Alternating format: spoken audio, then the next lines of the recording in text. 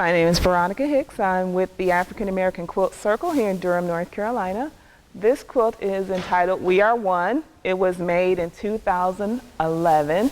It was on display at the National Humanities Center. Basically, it's an African queen.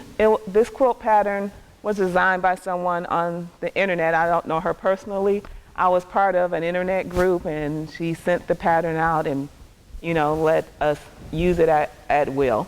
So the inspiration for this quilt was just the celebration of sisterhood, celebration of womanhood, different races. I tried to, represent, just all of humanity in the quilt. I used a French braid trim on the borders. Again, the thinking of we're coming together, we're one, everybody working together.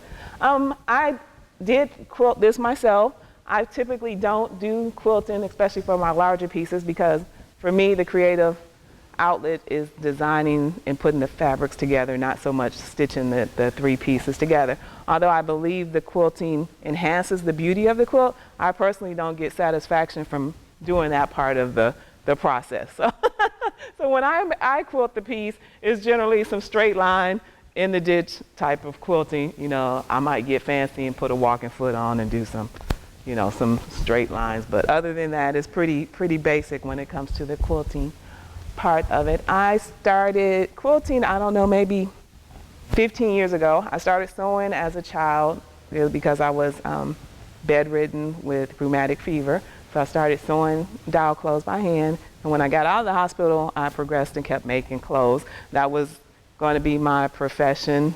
I went through high school with, clothing and textile and learning how to make clothes. But after a while,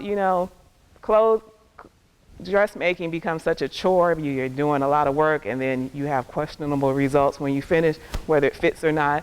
And again, because the fabrics and the colors draw me, you can't always wear the outlandish fabrics that you that you find. So quilting allows me to buy as many outlandish fabrics and colors as my heart desires without any, concern about what somebody might think of me wearing the item.